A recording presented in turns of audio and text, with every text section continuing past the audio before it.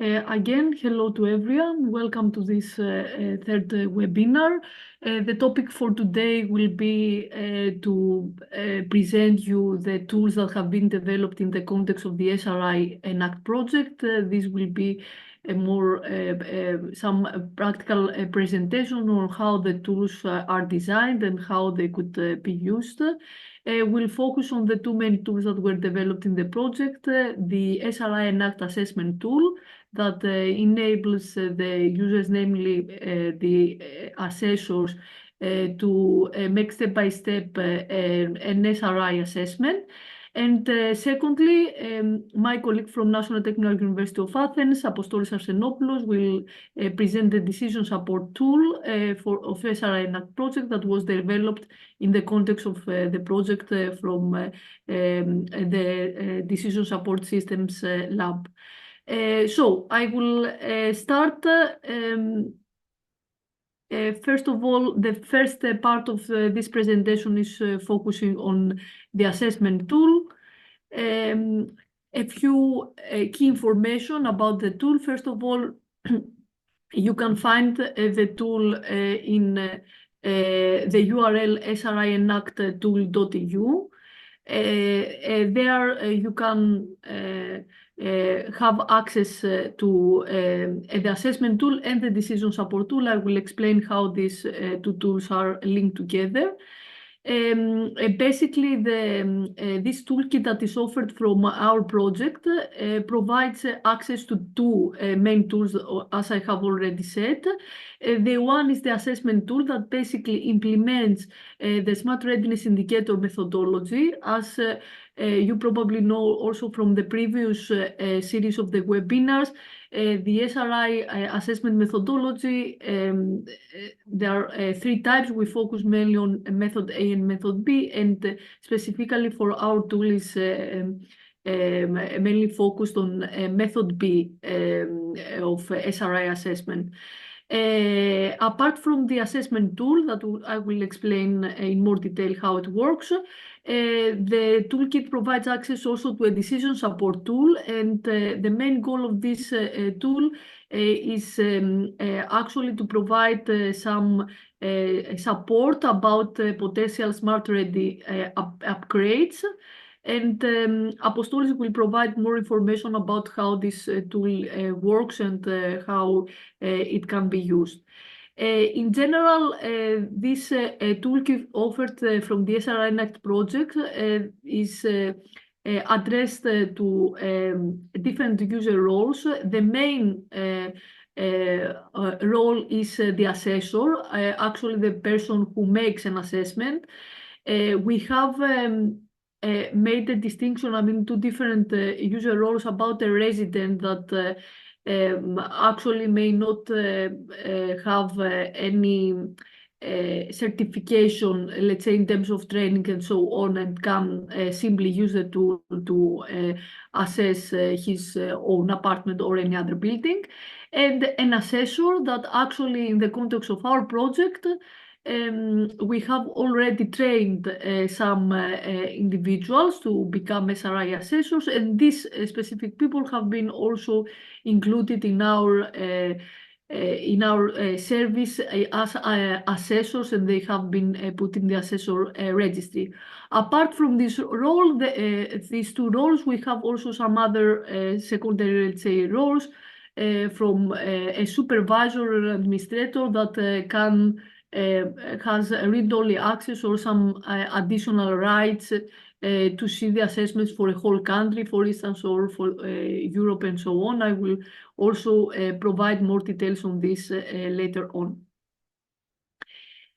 So let's start step by step how this tool can be used. We start, of course, with the registration process. As we said before, there are two different ways to use this tool. And if you try to register as a new subscriber, you will see two options. One option is that we ask if you are a resident, meaning that you are an individual that does not have any prior training, especially for SRI. and you want to use our tool just to see how it is, you can freely provide your details, your email, and register in our platform as a resident. The other option is if you want to register as an assessor. Here there is a step that should be done first by us in order to be able to register as an assessor. As I said before, we have controlled somehow the registration of the users to become assessors, because we wanted to follow a more let's say comprehensive approach for becoming an assessor. So we have first made some trainings to specific individuals to become assessors. They were certified by the project. And then they were put in a so-called assessor registry, as we say, and these people were able to later on registered in the platform as assessors. So to be more clear here, the registration as assessor is controlled right now by the administrator that is currently from our project, and the scope and the main idea behind it is to control that people that are claimed to be assessors in the platform, they have also some appropriate training.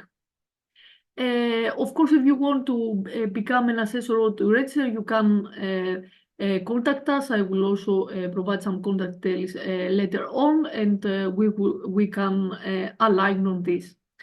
In both options, your email will be verified in order to activate your account. As a resident, the user will also be able to conduct assessment. So basically, there is no big difference between being an assessor or a resident in terms of the functionality of the platform. But as I said before, there is a difference in the way that we treat the results from the platform. So the results from the assessors, we treat them as more official, let's say, assessments that are actually verified also by us, and they are considered as part of our pilot in the project. So it's a way to control, let's say, the quality of the assessment in certain extent, let's say, again, from us as administrator. In terms of functionality, however, there's no any difference between the two modes. So, as I said before, right now we have provided access to assessors that are trained from the projects, and they participate in the pilot activities within the project. The workflow for the registration is rather straightforward. You just register, you choose the type of registration, fill the details, you get the verification, and then you can log into the application. Once you log into the application, you will see mainly these 4 tabs: the My Buildings, My Assessments, a map, and My Account. Through the My Buildings tab, you can add new buildings in your buildings portfolio. Let's say if you are an assessor. Through My Assessment, you can check the assessments that you already done. You can search over an assessment with different IDs. We have integrated also a Google Maps feature that you can see in a map where your buildings are on a map that you have done an assessment, and of course you can manage your account. Important thing, I will also repeat it later on, and maybe Apostolis will say, the decision support tool is not accessible directly from the first menu. I will explain later on that you need first to complete an assessment, and then you will have the chance to redirect to the decision support tool. So the decision support tool is tightly, let's say, related to an assessment, an SRI assessment, and therefore it is accessible through the menu of each assessment, as we show later on. It's something to keep it also for later. In terms of the user roles, we said that the main functionality of the tool is basically to make an assessment, an SRI assessment. There are two other roles that will not go into detail, but just for your information. There is a role of the country or EU supervisor that basically has read-only access to aggregated statistics. Again, the statistics are aggregated, so only the assessor has access to the actual, let's say, details of the buildings. The other users, the supervisor has access to overall statistics about the type of buildings that have been assessed, the average SRI score, and so on. And also the administrator, the country EU administrator, that has some additional, let's say, access in order to be able to add new users, new assessors in the assessor registry, and can also see the SRI assessments. I will explain a little more later on how this could work. And the administrator can also check the default weightings of the method that is used for the assessment. So the workflow for the overall assessment, basically you log in the platform, you click on the new assessment, you can select a building, either select a building that you have already put in the buildings portfolio or create a new one. Choose the domains that are present for the assessment, fill the levels of the services as required, and then you can always save your progress by clicking confirm in the respective tab. Once you are ready, you click the calculate SRI, and you can then complete the assessment. So if we want also to see the workflow one by one from the different screens, as we said, first step is to enter the building's details. Here there is also an integration with the Google Maps. You can type the first, let's say, letters of the address, and the application will find the direct, the exact address. Then, as we said, you have to select the domains as mandatory, non-mandatory in case of non-presence. I repeat that here we have pre-selected, let's say, as default method, the method B to calculate the SRI. So this is something that it cannot be changed by the end user. The whole assessment is done with the method B. Then you will enter to a tab in the application where you have to select the domain, and for each domain you have to select one by one the services and the levels, the functionality level for each service. Once you are done, you press confirm, and once you are done with all the assessment from all the domains, you press calculate SRI. This will redirect you to the final screen that it shows the results of the SRI assessment. We always recommend that the assessors check the results. You can, of course, go back and make any modification or any correction if something was not done correctly. But there is a button where you say complete assessment, and after that you cannot modify anymore the assessment. We did that because there is a logic that okay, you have to freeze at some point in time the assessment, and let's say then it is processed for statistics and so on. From this result tab here, there is a button that it goes to the decision support tool that it will be explained later on. In general, after you complete your assessment, you can check again the results and the overall let's say, input for the assessment. If it is in a draft mode, you can still correct it and fine tune it. If it is in completion, it is locked. It can be unlocked from the administrator, but it is non-editable once you have make it at the final version. So I have put one by one here the slides. Of course, you can go directly to the application to check this. But as we said before, the first thing is to create the building. Next thing is to actually select the domains for the given for the given building.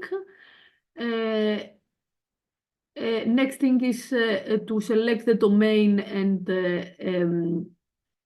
select the functionality levels for each service. You can save with the confirm button and or press clear to restart the whole process if something was not correct. Once you are done with the whole assessment, you can press the calculate SRI button, and basically you will be redirected to the final screen, which is this screen with the results of the assessment. And here on the top side, you see there are 3 buttons. Of course, the assessment as a certificate can be also downloaded as PDF. There is the button to decision support tool that Apostolis will explain shortly afterwards. And there is also another button that you can press to generate a case study report that puts together the outcomes of the assessment together with some summary on the characteristics of the building and so on. We have made this case study report in addition to this certificate in order also to give a summary, let's say, of its assessment. I think these are the main things. I have also put here an example of a case study report. You see here that there is a summary of the building. This is a public building in Greece. So you see in general about the building type, the area, the construction year, and so on. The user can put tags for the building. When you enter the building, you have an area that you can create custom tags, and we strongly recommend to put these tags because it is more comprehensive later on the summary for the building. So here are some key characteristics of this particular building about the BMS, which is integrated, office spaces, fan coil units, and so on. Then you see the overall score and some specific score per impact criteria that summarize the overall assessment for this particular building. In general, someone can go back to this My Assessments tab and you can check your assessments. You can press edit for the draft assessments, or you can show again the whole assessments for these that are completed. Final thing to say that once the assessments are completed, right now, because we are in this pilot phase, the assessments are checked by the scientific coordinator of the project. And there might be cases where we return back some assessments in order to make some corrections and some fine-tunings. This is done because, of course, we are in this pilot phase, and you see here the screen of the administrator that have this functionality to return back an assessment from a completed mode to a draft mode. I think that is all, and very quick before I give the floor to Apostolis, just to keep some main tips and takeaways from this presentation. We always recommend to cross-check your assessment before you press complete assessment, because you cannot later on edit unless the administrator opens that for you. We also recommend to fill all the menu with the tags in order to have a more comprehensive case study report and summary of the assessment. After the completion, you will have access to the input data and the results, and that are also downloadable as a PDF. And please note that we have opened an email, SRI Toolkit support@singularlogic.eu, where you can send an email if you notice that there is any issue, any bug, or if you want to give us also some feedback about things that can be improved in the application. We are always happy to receive, because this is a tool that is always updated, and we try to make it better and more user-friendly. I think that is all from my side, and I will give now the floor to Apostolis, just to answer one question about the presentations from the previous webinars. We will also will all be uploaded in the YouTube channels, and I think we will provide you also access on this. Laura is also typing an answer. So, Apostolis, the floor is yours. Thank you. Okay, thank you very much, Martina. I'm here to present you the decision support tool, which has been designed to complement the SRI assessment tool and what Martina described so far. And this is why these two tools are designed to be used jointly and not in parallel. So for one to use the decision support tool, first they need to use the SRI assessment tool, and as the last step within the decision support tool, then access to the decision support tool is provided to begin with the basics. So the decision support tool has been developed again in the context of the SRI-ENACT project, and is based, as you can see here, is based on a scenario-driven framework, which builds on the results of the SRI assessments that have been drawn from the SRI assessment tool, and provides key insights and let's say targeted solutions, tailored solutions to the users regarding the Smart Ready services upgrades or combinations of Smart Ready services upgrades that should be implemented, so for a user to be able to meet a specific SRI target. Okay, the whole concept has been established upon this claim that a new user-defined SRI target should be met, and the interventions in order to do so are evaluated against three main pillars. The first one is the total cost. So we evaluate everything, these suggestions, these interventions in terms of their total cost, and present let's say the most and the least costly interventions. We evaluate the interventions in terms of the SRI gain, so we rank them according to the impact that they have on the SRI score. And the third pillar is the cost effectiveness. So it is translated in terms of euros per SRI, per unit of SRI gain. So how much money do I need to spend in order to increase the SRI score by 1 unit? This is the third pillar. The tool is designed to explore whether several interventions structured in scenarios,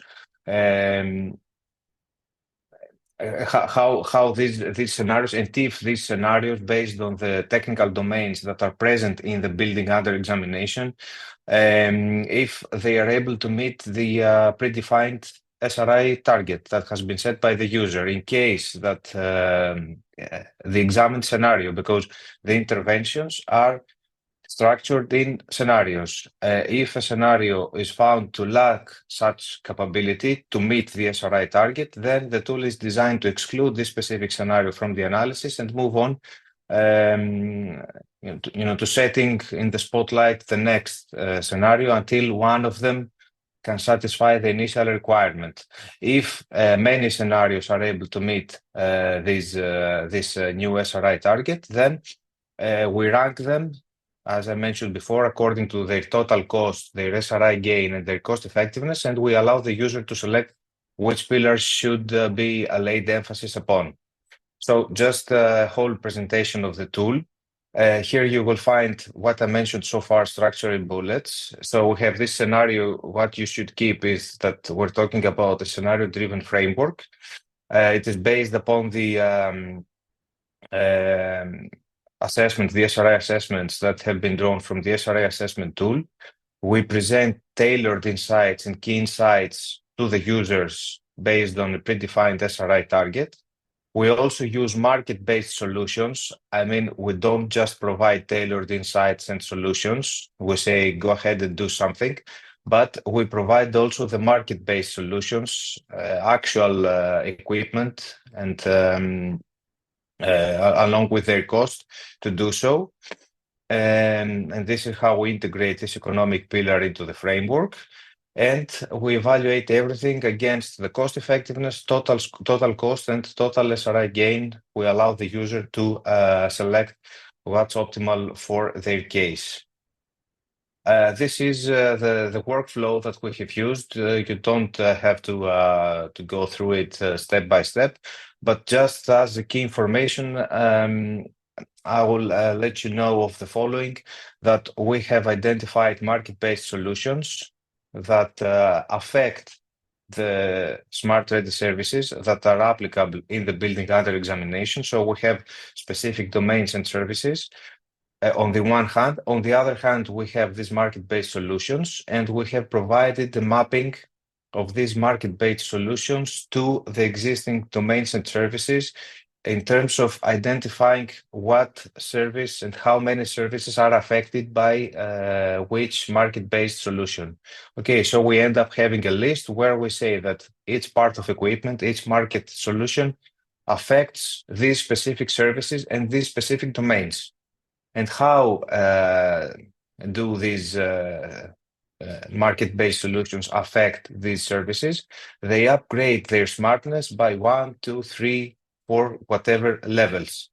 Okay, so based on this approach, we are able to identify and provide tailored solutions to the users, and this allows us to extract a cost, an SRI gain, and a cost effectiveness, which we provide to the user.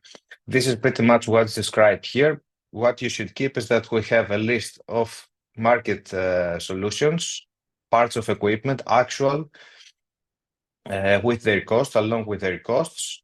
On the other hand, we have the technical domains and the services that are applicable in the building, and we try to match these domains and services to the market solutions in order to capture their level of, let's say, impact among each other.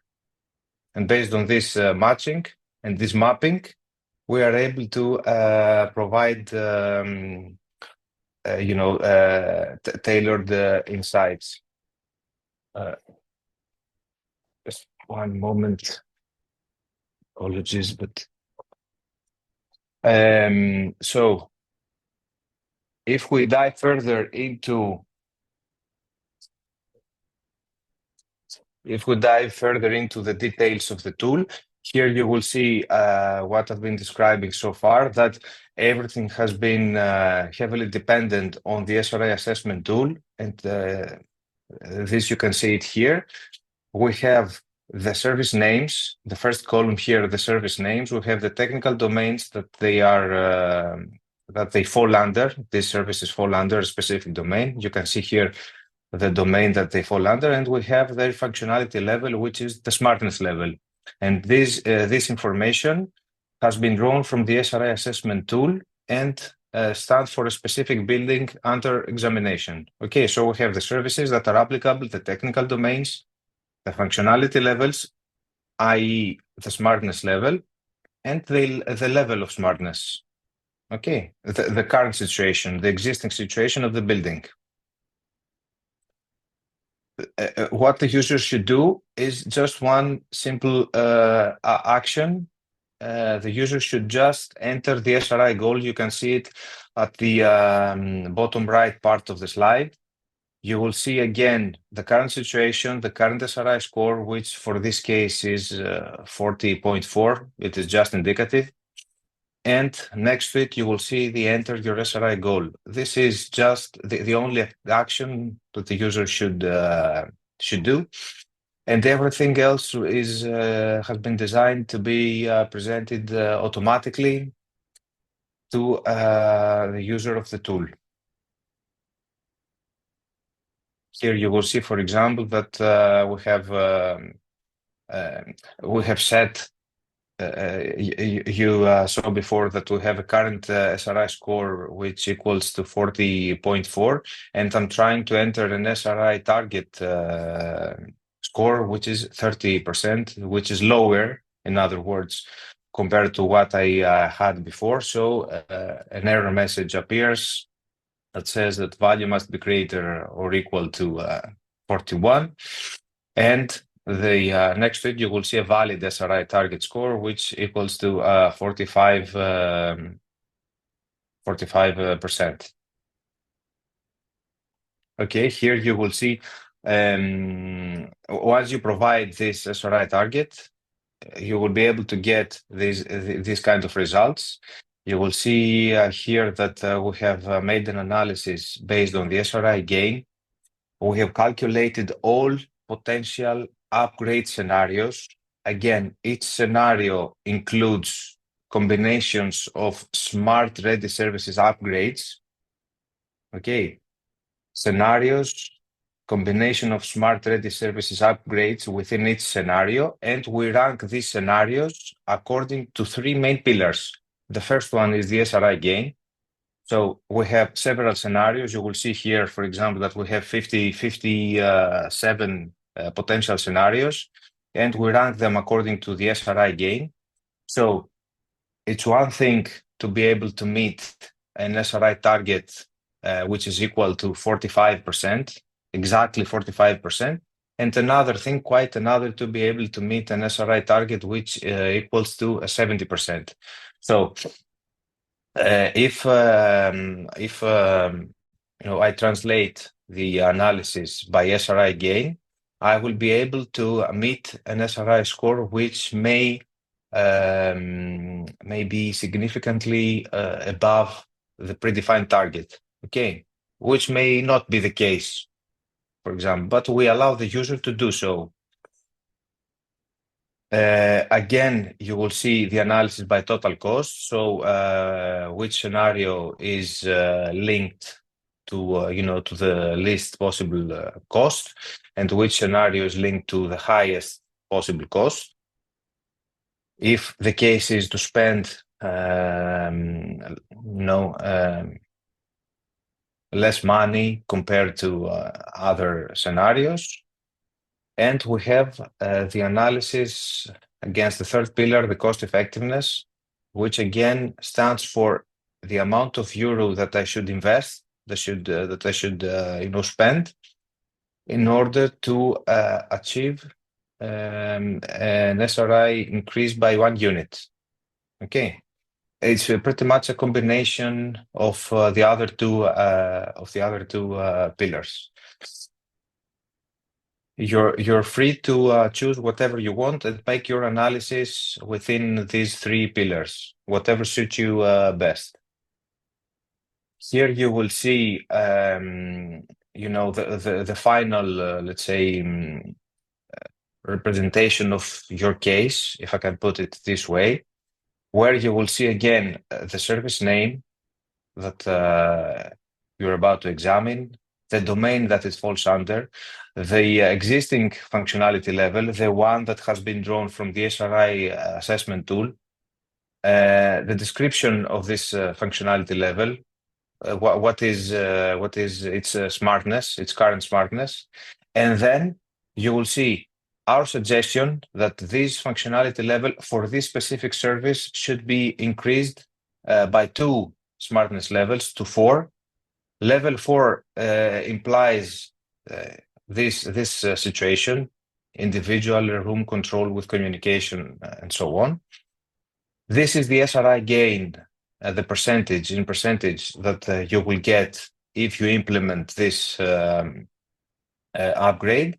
And let's say the next column highlights what is the market-based solution that we have identified. Of course, there may be several other solutions that you could use, but for the purpose of our tool, we try to identify the most common solutions out there along with their costs, and we have integrated everything there. So if you want to do this kind of intervention, you could use this solution here. If you click on the solution, you will get a detailed description of what it does, how much it costs, and everything. And just for the sake of clarity, next to this market solution, you will find its cost just to have an idea. Of course, the same market solution may apply to several services. I mean that if I install something in my home, it may affect several domains and several services. Okay, it's not that we have a one-to-one match of the market solutions to the services. One market solution may affect several services.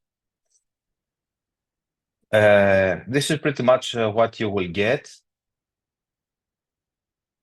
And here you will see, if you click on each scenario, let me go back a few slides just to see what I'm talking about. If you click on any of these bars here, you will get the detailed information for this specific scenario, which will be this one. The impact, the impact of the proposed interventions in terms of what will be the benefit in terms of the domains, the impacts, and the key functionalities, the three main SRI pillars again.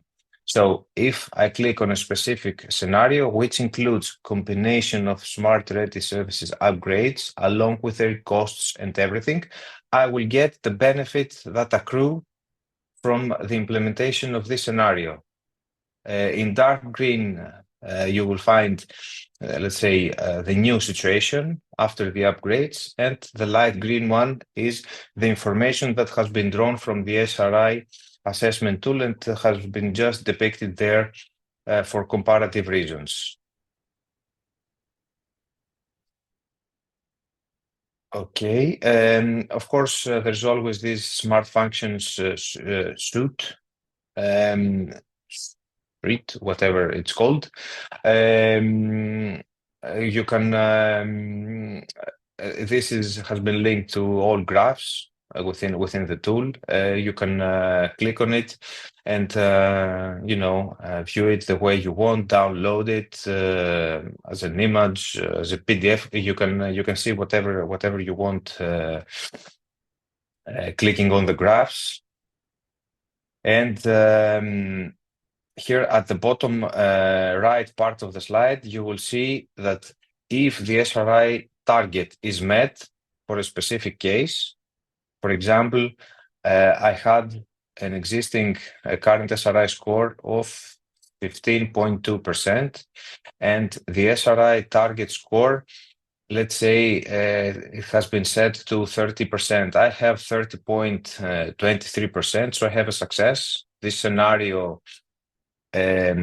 meets my prerequisites, and you will see here the total cost of the upgrade. For example, here it's almost 2,000 euros. The cost effectiveness of the upgrade is 131 euros in order to increase my SRI by 1 unit, and the new SRI class is F. Okay, so you can do it across all scenarios and across all pillars. Again, the SRI gain, the total cost and the cost effectiveness, and work with the one that best suits your purpose and your way of thinking for going ahead with this assessment. Okay. I don't. Okay. I don't have anything else of significance to mention. I don't know if you have any questions or whatever. I haven't provided the link to the tool because, again, in order to access it and work with a decision support tool, you need first to conduct an SRI assessment through the SRI assessment tool Martina presented before. And if you do it, as the last step, you will see the send to DSS send to DSS button, which will allow you to browse around this tool and work with it the way you want.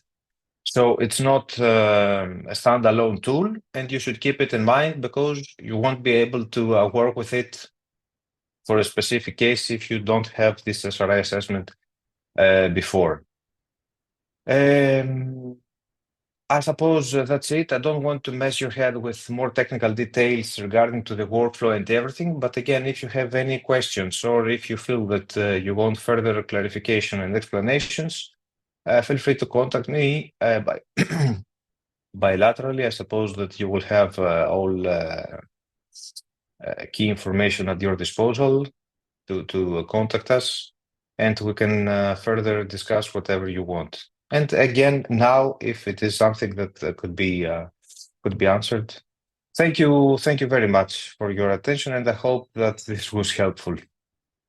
Thank you also, Apostolis, as well. I see some questions online. Maybe we can take these two for now, and of course, I invite also other people. So I read, where does the decision support tool push the different scenarios from? How are the scenarios being produced? Is there a database with standardized solutions and their respective costs for each different building type? Yeah, I'll just try to answer it, at a high level to avoid, messing everyone's head. So we have these market-based solutions, and we have made the mapping of these services, of these solutions to the services drawing from the Smart Ready catalog that has been provided by the European Commission. Okay, so we have a specific market solution, and we say that this solution affects service 1, 3, 5, 8, 9, and so on. And how do they affect these services? They increase the functionality levels, I mean the smartness levels for service 1. It increases the smartness level from level 1 to 3. We justify why this increase happens. For service 4, from 3 to 4. For service 5, from 2 to 5, and so on. So we have this mapping, this detailed mapping of the market solutions to the services. And then we go to the existing situation of the building, and we say that service 1, 3, and 4 are applicable. Their current level is this one.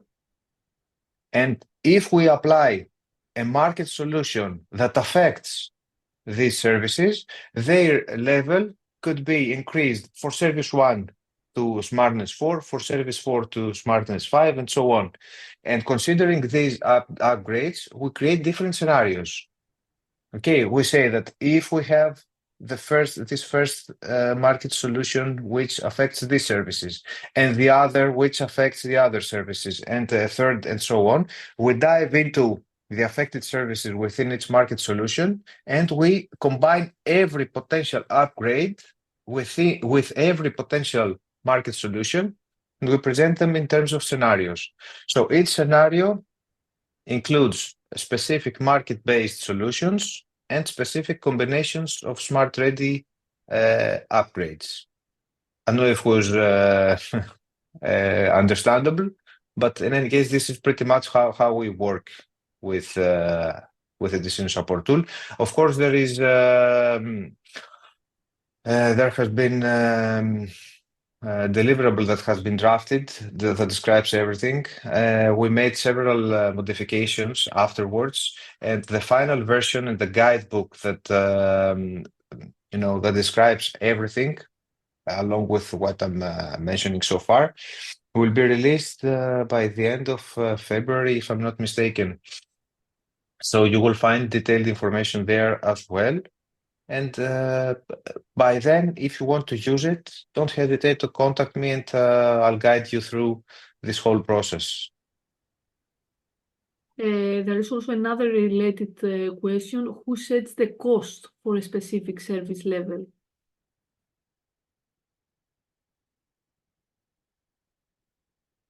Who sets, where is it, Martina? Is it, I see the Q&A section right yeah, now, and I'm is it the cost? We don't have a cost for a service for the services. We have, if this is the question, because I can't see it, we have, based on the extensive literature review that we conducted, we managed to elicit costs for installing and maintaining these market-based solutions. So the service, it is what it is based on the current situation. We suppose that we have it already in the building. We don't deal with the services costs, but instead we deal with the costs for installing and maintaining these market-based solutions, which will affect the current services and everything. Another question I find is really interesting. Is it planned to also set a domain impact gain target? Right now we have the target for the overall SRI score, but is there any plan to have, for instance, a certain percentage for energy efficiency or flexibility in the heating domain? We haven't, it's a good idea, to tell you the truth. We haven't foreseen, to include such a sub-target, if I can put it this way, because we want to see if our current approach will work. But in any case, it's a good idea.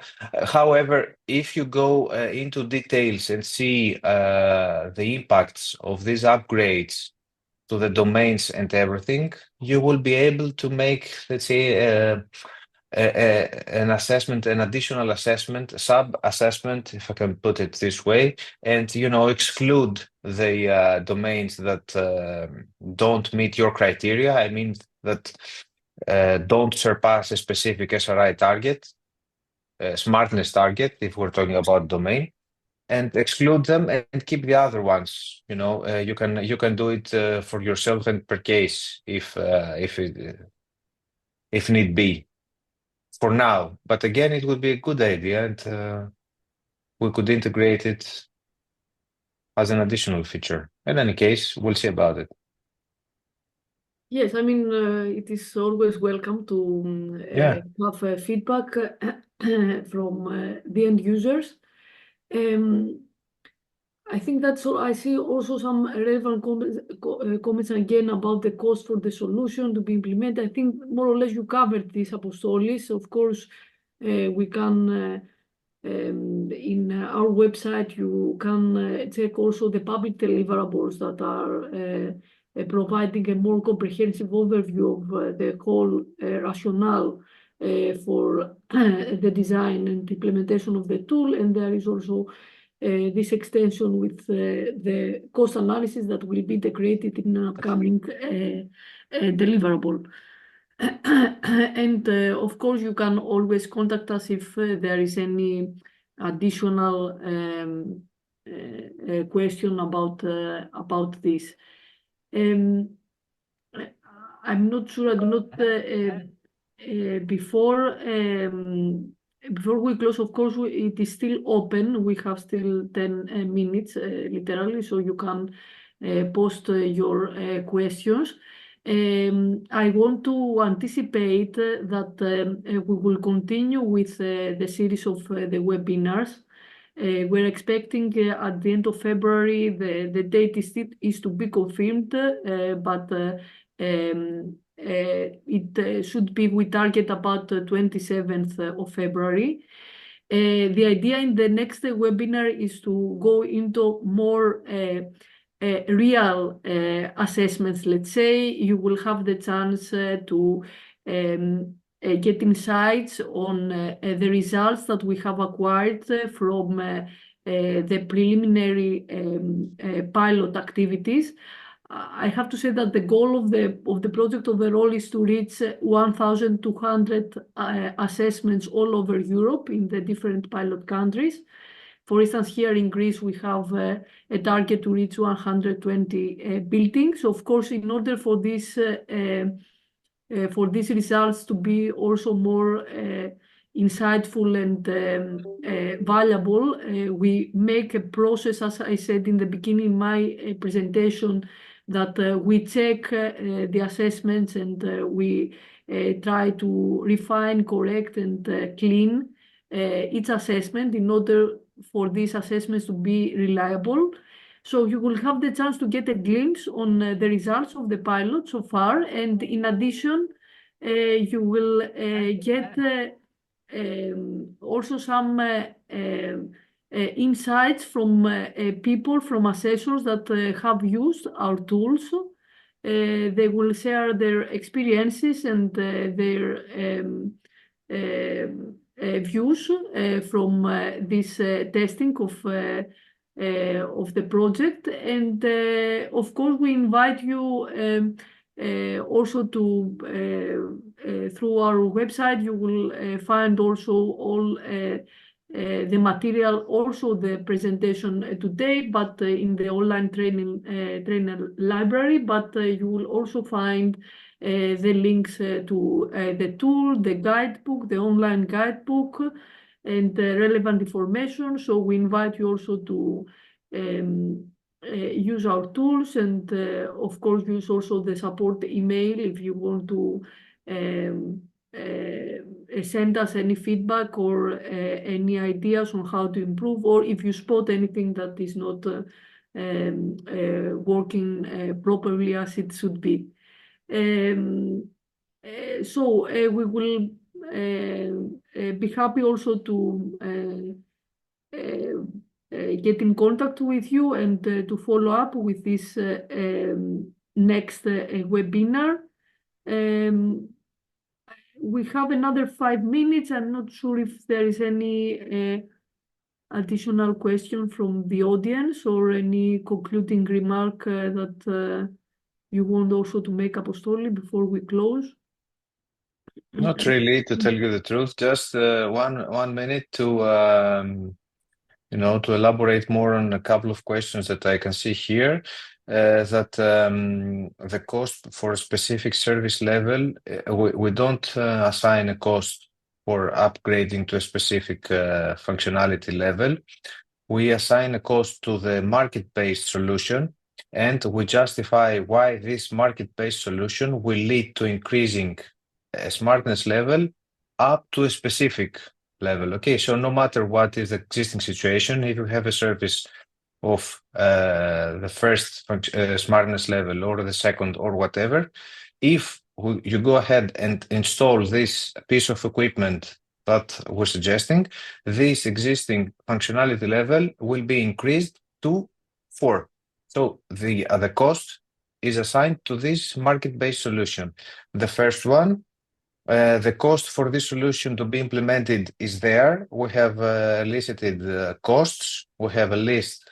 If you work with a tool and click on these market solutions, you will see everything related to their installation. And about the remote and online commands, I'm not quite sure what this means, online commands and remote. But for now, we're just talking about real piece of equipment, sensors, interconnected systems that would allow communication between rooms, stuff like this. We don't deal for now with any remote or online commands. That's it. Just to elaborate a little bit more on the comments and not leave anything unanswered. But again, for everyone that would like to have a clearer view of the tool, I'm available to communicate through emails or whatever. Thank you. Thanks, Apostolos. Thanks also for the additional explanations.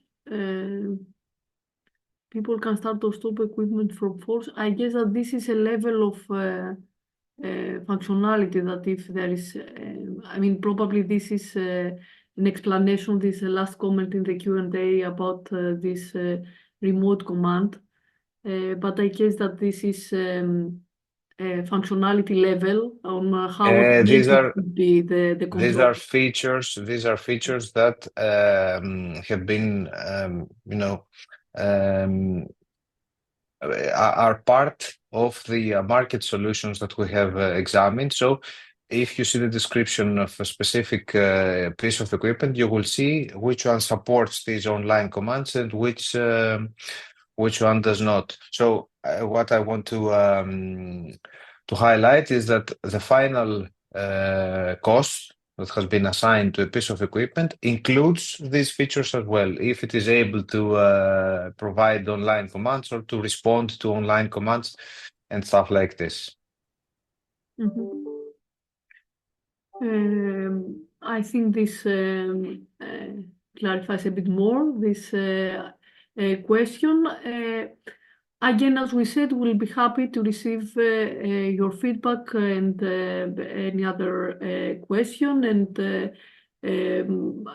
this series of webinars will continue, and we are expecting you to, we'll be happy to also welcome you in the next webinar, where we'll have some more practical insights of